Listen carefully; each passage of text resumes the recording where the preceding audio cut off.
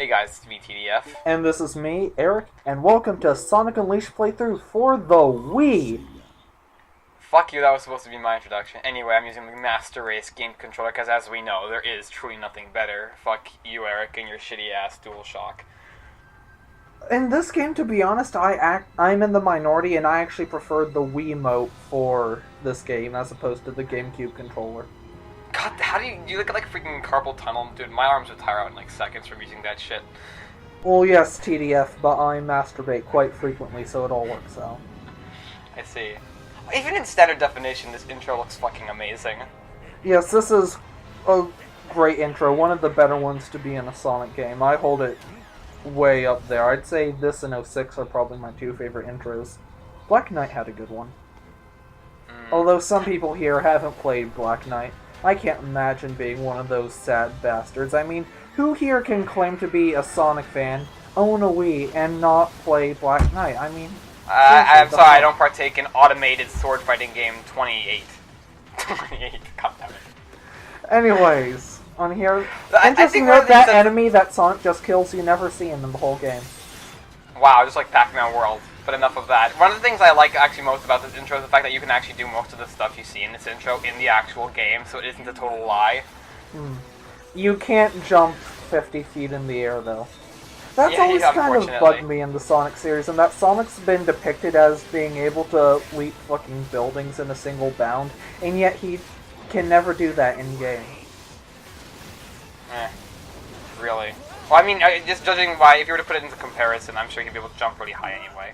There's something I'd like to point out here, right here, where Sonic kind of just summons the Chaos Emeralds. I really love that. That's all, for me, that's kind of, you know, said how Sonic carries around Chaos Emeralds and rings with them all the time.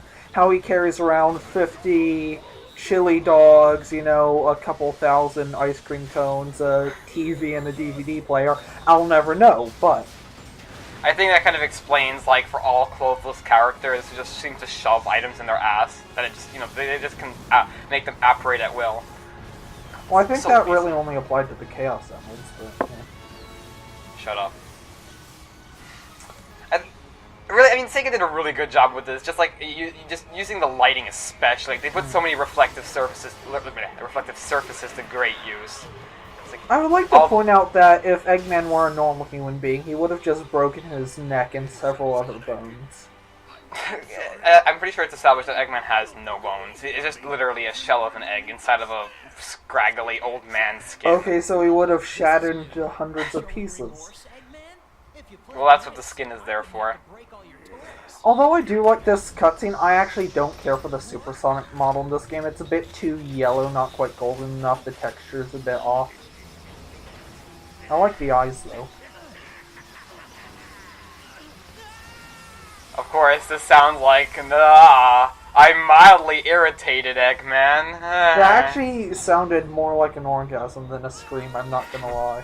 Well, at least now we know Sonic's sex noise, for whatever reason that we'd like to know it. Goodbye, viewers. I'm leaving this playthrough. No, goodbye. Well, now that Eric's out of the picture, thankfully this commentary has lost 50%. Oh, it's lost more than that much. This has some great shots right here. There, and that's as we my can favorite see, shot in the game. Eggman impregnates the Earth. And then... glasses! Oh god, this shot makes me jizz every time. Just the fact you can see, like, even the tiny little scratches in this glass is just, That's not how oceans work. Oceans are more than 2 inches deep. God damn it. They're just like tiny puddles, really. And then we get then this pretty much sets up the world for the Sonic OVA. Indeed, so it does.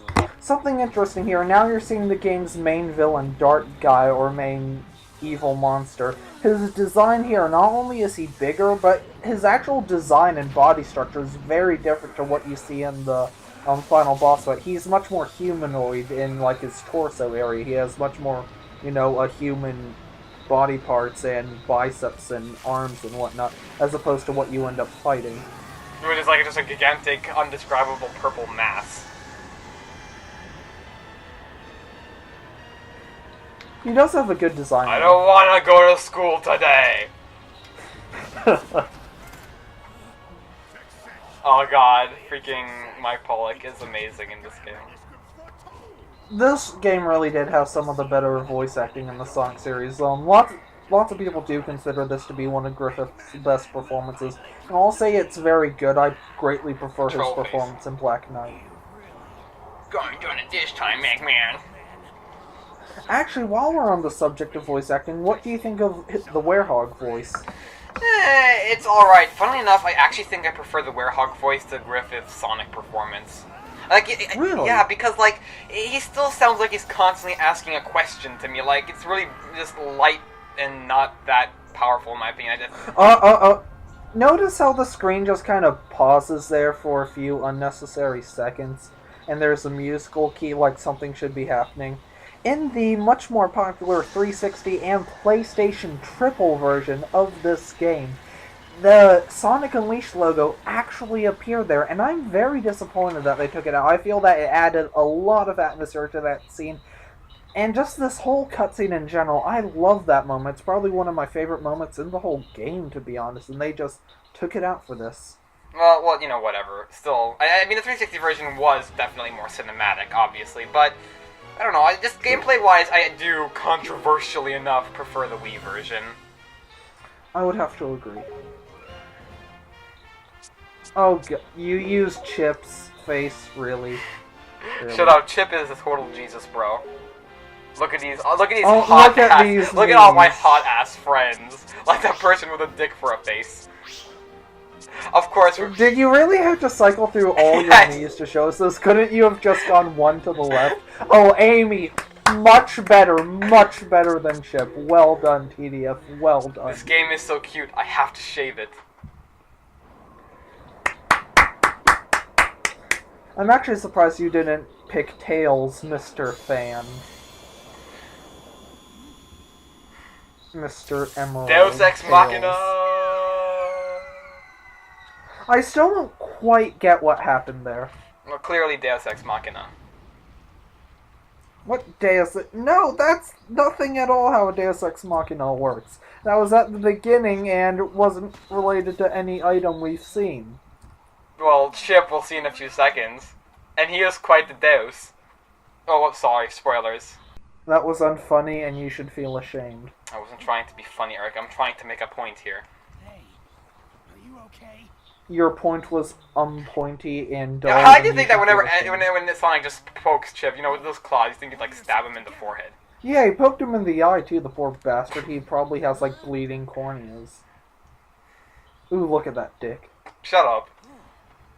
Now, interestingly enough, actually this is quite clever from the Dimps people, but they actually used the HD cutscenes, the ones that were rendered in the Hedgehog engine in real time, as the CG cutscenes, quote-unquote, for the Wii version, which I thought was a pretty clever idea. Which is why the locations and character models will look nothing like they do in-game. Mr. Monster Guy? Looks like things have gotten pretty ugly. I appreciate the fact that Eggman has turned my shoes into something fitting, though. Nice touch of him. Yeah, how did that happen? And what I don't get, how do his gloves regenerate? I'm pretty sure it confirms that Sonic's apparel is actually, like, genetically bound to him.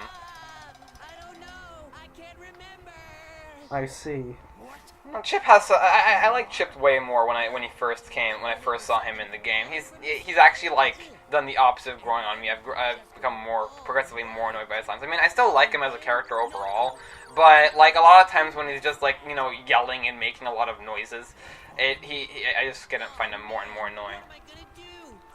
Really, I'd say I'm the opposite. I really hated Chip at first, and I will say I dislike him in the beginning of the game. Not really his character, but just his personality and his lines and the way he delivers them irritate me. But I really do like him by the end of the game. I mean, I agree too. When he has this whole character change moment, and he becomes like super legit. I have to save the universe. Chip, who's like all dark and stuff. Don't spoil, you dirty. Okay, anyone who's watching this playthrough has probably already played the game. Seriously, now. Anyone who's watching this playthrough is statistically nobody. Good point. Well, then we've got nothing to lose. This remains my favorite Sonic model. Huh? What? That was Yep, making sure he still has a dick. God, shut up, Or Eric. still doesn't have one for that matter. And yes, instead of CG cutscenes, basically we get super text adventure game for the Wii, which actually I think works in its favor at times, especially. Me too. It actually provided a lot of atmosphere for me. I don't know why, but just sort of it gave it a much more puzzle-solving feel for some reason. No, I don't feel that, but I found it. I don't know, just Sorry. it adds a nice feel to the game. I felt it was just a lot more succinct, and this next thing I'm about to do will pretty much sum up the whole playthrough. Yes. Well done. Amazing. 10 out of 10 gameplay. Now, something interesting, this game, it makes you do a bunch of tutorials for both Sonic and the Werehog. A bunch of tiny little ones teaching you every nuance of the game before you ever actually have to use it. Whereas in the other version, it just kind of gave you a tutorial level really quick with Daytime Sonic, and that was it. Yeah, which I kind of preferred that, to be honest. I mean, I was, and I'm being generous here, too. I actually cut out the loading times in between each of these tutorials. Like, each of these short-ass tutorials required their own loading time, which, granted, isn't long, but it does make one remember Sonic 06. I must say, I actually, while these tutorials were irritating, especially replaying them, they were helpful at first, I actually have a surprising amount of nostalgia for the Werehog tutorials, which is weird because this game's not very old. Well, I mean, I don't know, I feel nostalgic for things that are fairly recent. Well, I suppose now that we're actually in the gameplay, we should talk about the gameplay of this versus the PlayStation 360 version. Right, so I'll just basically sum up the major differences. In this version, instead of leveling up and having like a sort of max speed you can go at, here you level up in each level by collecting rings, and this basically means that you always, have a constant speed throughout the entire game. Also, you start out with all your power-ups, which is something that is massively helpful. And what else? Well, the boost works differently from in segments instead of a beater, so you don't hold down a button for a constant boost. You hit a button once, and then you get like a 2-second boost or so. And that boost can be stopped by things like if you run straight into a wall, or if you actually brush up and hit a wall, that will cancel your boost, which I thought was an interesting touch. Yeah, but I think, unlike in Unleashed, where the boost was basically necessary to play the game, here what I prefer about this game is that you can, you can use it in moderation, only when you really need to, and that makes it much. The fact that you can use it, I never got why games ask you if you want to continue playing. If I don't want to continue playing, I'll just shut off the console. But anyway, aside from that, we're going to be going on to our first technically real level, which is still a training level, but it's sort of like the training level from 360 version. Right, this is the first proper level. There he shows off an interesting ability where if you shake the Wiimote or hit the boost button or whatever it is for whichever controller style you prefer, right at the end of when the startup timer says 1, Sonic will actually do a spin dash at the beginning of the level, which I thought was a very nice touch. If you pull it off with perfect timing, you'll get a free boost thing at the beginning, which actually reminds me quite a bit of Mario Kart. I can see it. Now what? Well, that's not just in Mario Kart, yeah. That's lots of games. That's the first thing that comes to mind for me. One thing I really like, though, is the fact that if you pretty much always want to conserve your boost for, right before you go into a dash pad, because then you'll go into this awesome-ass fucking spin dash. Now, and I'll be honest, when you go into the spin dash with the dash pads, you actually, in my opinion, you get almost pretty much as fast as the HD versions. I mean, shit gets intense. Even if it's for only a few seconds, you get really fast. That was actually a very well-timed run. You actually did well there. Oh, snap. Well done. Now, okay, the true tutorial stage on the 360 version basically is impossible to S-rank the first time around. You have to, forcibly level up before you can come back and S-rank. Indeed. Yeah. And here you don't S-rank as... See, look how different that looks, though. That's so completely, totally different. Right. I'd say the Apotos in the 360 version focuses a lot more on the ocean. I will say, I love the Apotos hub and just the general area, just how it looks. Of all the places in a video game, I think this is the place I would like to go to the most. It's so gorgeous. Of course, based off of the Greek island Mykonos. Oh, look at you copying my research. Yeah, your research, because you're the first person to uncover this archaeological thing. Indeed I am. Being a true Renaissance man, I have mastered the arts of ancient Greek archaeology. And of course, it would be none other than Dan Green, who would advertise quite possibly the most delicious thing on the universe. I don't even like cherries, and I would just eat that entire thing in one bite, and then lick the cone that wasn't there anymore. And then lick Dan Green's hands. What? For some reason, I get the feeling, you know that that guy from Toy Story 2, and his fingers are covered in Cheetos, and like the dog starts licking them. I get that kind of an image. Yes. Yes. Except the man is Dan Green, which makes it even better. This chip whatever stuff is great. Now, funnily enough, here, you know, Sonic is about to reveal his name as, oh my god, Chip. Originally, Chip's name was supposed to be Whip, as in, like, the dollop of whipped cream on his head. Now, this was changed because, obviously, Sonic doesn't seem like a BDSM kind of guy. Chip, I love it. Yum. Now, what do you That say was to unfunny, and you should feel if that. anybody here knows you? Okay, look, right up at the top there, you see a guy walking towards you. And he's actually approaches you right as you come into the hub, like if you talk to him where he was. There, nope, god damn it, Peter. No, we have to talk to these guys first, or else the priest guy, he isn't going to tell us to go to the shrine. We have to talk to this Alexis guy. This Alexis guy looks like Neo if he was skinny. And French. Greek, not French. No, but dude, that freaking striped shirt, no, that is totally Le French. I see, you know, you can just, you know, do that, and that's what you have to do. I actually really enjoy talking to all the different villagers and whatnot. Just, they're very well characterized, and while there's more, you know, interchanging story and the like in the PS360 version of the game, there's actually, I remember the characters and individual townspeople a lot more in this version of the game, oddly enough. With just the text adventure style. The text adventure thing was a big thing. I guess a lot of people considered a detriment to the Wii version, but I found it just to simply make the game a lot more succinct. Whereas the hub worlds looked very beautiful and stuff in the HD versions, you know, fun to explore them for a bit. They get really intrusive in the sense that they're very small, or, you know, just they can get overly complex at times. It's really empty. There's nothing to do there aside from talk to people. Well, and that's the thing, they look really complex, but they're not. They're basically just empty rooms with nothing in them except some people to talk to. They're, like, say what you will about, say, Castletown in 06. Yeah, there wasn't a lot to do there, but you could still run up on all the rooftops and jump around and Batman everywhere. And I enjoyed doing that a lot, and I was so disappointed how, like, invisible wall heavy the hubs were in the PS360 version of this. Also, what you just saw, 360 and PS3 owners, is the shrine, the Gaia Gates, that pretty much serve as your level hubs instead of the level hubs. Now, from the version you're used to, I personally prefer the Gaia Gates. I think they've got a very awesome, like, they've got this great atmosphere to them with the music and everything.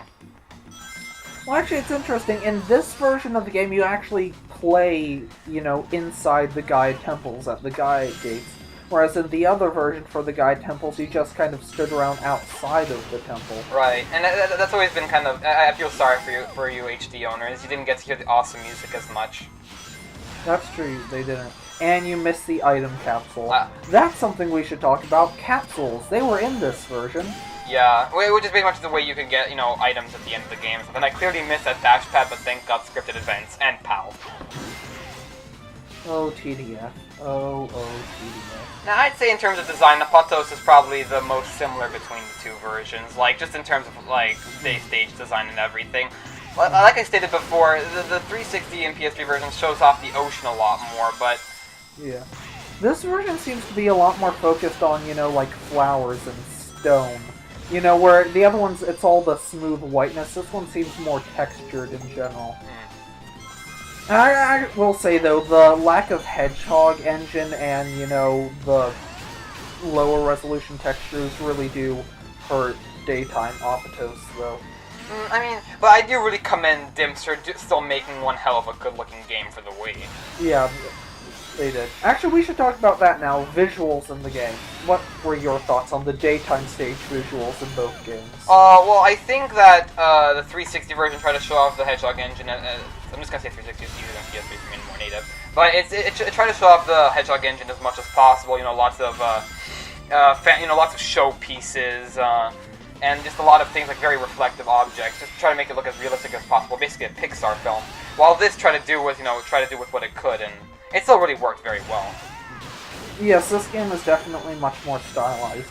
To be honest, I actually hold both games in equal regard as far as the aesthetics go for the levels. Like this is, since it was limited graphically, it has a much more stylized aesthetic, and I think it actually still looks really well. It almost looks like a painting a lot of the time instead of a Pixar movie. And Sonic's model is fantastic in this game. I actually prefer it to his in-game model in the other version. These sections are pretty much identical to the 360 version, though. I didn't care for them in either, because it's really just, you have to wait for the thing to attack and occasionally do a quick step, and there's nothing really much to it. I mean, it gets harder, sure, but it doesn't really get more fun. I thought this was much better in the other stages, too. This one, it's way too much doing absolutely nothing. The hallway is way too long and big and empty. And you're going to kill him before you reach the end of the hallway, and then there's just this huge stretch of nothingness at the end of this stage. Was such a terrible way to end this stage. Yeah, just really empty and nothing there. It doesn't really leave a good taste in the mouth. Much like doing a commentary with you. Oh, you have to get those pot shots in somehow, don't you, Eric? Yes. Yes, I do.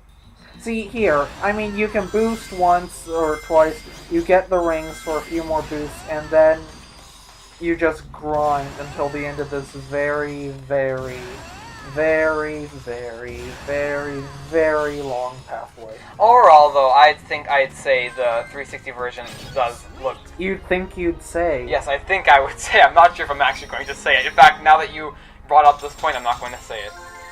Actually, thank you for that, because now I can bring up the medal system. Instead of finding the medals in the level, you're given to them based on your ranking. If you get an S rank, you get 3 medals. If you get an A rank, you get 2. B rank, you get 1. C or lower, you get nothing, because you are terrible, and how could you get such a low rank at a game like this? You are terrible. Go play. Yes, Eric, your little joke has overstayed its welcome. Now, I actually vastly prefer... Much like your commentary. Now, this version, by far, has a superior medal system, like, almost objectively, I'm willing to say. I mean, it's not like in Generations or something where looking for the medals are actually in clever places that are designed to be looked in. Here, in 360 version, they're just scattered about, and you occasionally have to stop in your speed streak to look for them. Here, it's much more streamlined. You don't have to stop and break the pacing of the game to, look for them. Actually, let's talk about what we're doing now. Interestingly enough, in this version, while there was an Act 1 and Act 2 of Apatos, all the other day stages have your first act, which is a standard level, but then after that you have to do 2 side missions like this. Normally there will be a ring race and a time attack, which I believe is what we have here. Sometimes there will be, make it through the level without getting hit, kill so many enemies, things like that, which I thought was interesting, although I would have preferred just original levels. Basically, the mission modes pulled from, like, secret rings and the like. Finding anyone who knows me. Don't worry. I really do love the lighting in this, though. Well, yeah, the Hedgehog engine is easily the greatest thing Sega has done in pretty much, like, the last 20 years. Oh well. Sega existed before 20 years ago? I thought they were just kind of born when the Sonic series came into being. Sonic?